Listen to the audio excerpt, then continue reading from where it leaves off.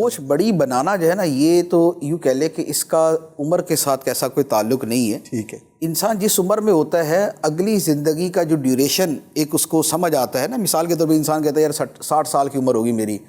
اب یہ بات اگر وہ 20 سال کی عمر میں سوچ رہا ہے جی تو اب پلاننگ کے اعتبار سے تھوڑا سا وہ اس کو پیش نظر رکھے گا. اگر 40 میں سوچ رہا ہے تو 20 کو پیش نظر رکھے گا. صحیح. اگر 50 میں سوچ رہا ہے تو 10 کو پیش نظر رکھے گا. لیکن جو سوچ کا بڑا ہونا ہے وہ بہرحال اپنی جگہ موجود ہے. اب وہ کیا ہے؟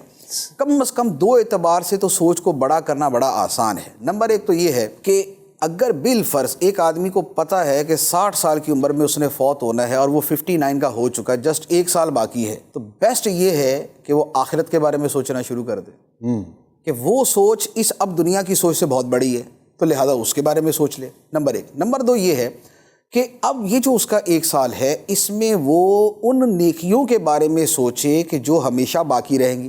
صحیح. علم دین کسی کو سکھانا، صدقہ جاریہ کا کوئی کام کرنا. تو اب یہ وہ سوچ ہے کہ جس کا ثواب اب اس کی 60 سال کی زندگی کے بعد بھی چلتا رہے گا.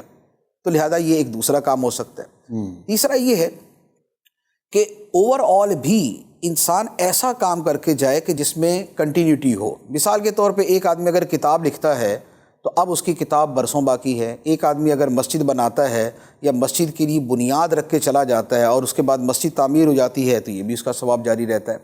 تو اب جو زندگی کا پیریڈ انسان کے پیش نظر ہے اس کے اعتبار سے جو اس کی سوچ کا بڑا ہونا ہے وہ مختلف ہو جائے گا.